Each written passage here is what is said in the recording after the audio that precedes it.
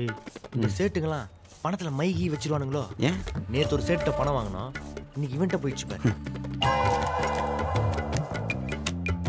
Balance 200. என்ன சேட்டு மொத்தமா கட்டுறோம், இப்படி போய் 200 ரூபாய்க்குலாம் கணக்கு பாக்குற? அரே பிசினஸ் மே லாபம்ன்றது சாப்பாட்டுல உப்பு மாதிரி ஜாஸ்தி இருந்தாலும் சாப்பிட முடியாது, கம்மி இருந்தாலும் சாப்பிட முடியாது, கரெக்டா இருக்கும். இதனால தமிழ் வளர்க்குறோம்னு சொல்லிட்டு இருக்கோமே, நமக்கு தோணுச்சு அந்த தத்துவம். கொடு காசு. சேட்டு அவ்வளோ பெரிய அமௌண்ட்லாம் என்கிட்ட இல்லை சேட்டு. அரே மொத்தமா கட்டிட்டு வண்டி எடுத்துட்டு போ. டேய் உங்க ஊர் சேட்டு உனக்கு ஹெல்ப் பண்ணுவான்னு சொல்லி தானே இங்கே டியூ போட்டு வண்டி எடுத்தேன். டேய் அவன் ஊருக்காரனுக்கு அதான்டா பண்ணுவான், பணத்தை கொடு.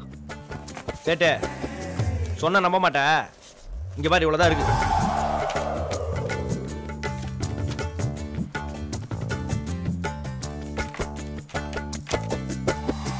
சேட்டு ட்ரெயினில் கூட வித்தவுட்ல போயிடுவோம், சாப்பாட்டு காசு இல்லை. கோவிலில் அன்னதானம் நடைபெற இருப்பதால் பக்த கோடிகள் அனைவரும் கலந்து கொண்டு சிறப்பிக்குமாறு கேட்டுக்கொள்கிறோம். அரே கோயில்ல சாப்பாடு போறாங்க, சாப்பிட்டு போங்க, புண்ணியம் கிடைக்கும். சேட்டு நீ காசு இல்லைன்னு சொன்னது கூட பிரச்சனை இல்லை, ஆனா எங்களை அன்னதானம் சாப்பிட சொல்லிட்டு பாரு. ஏய் வாடா போலாம்.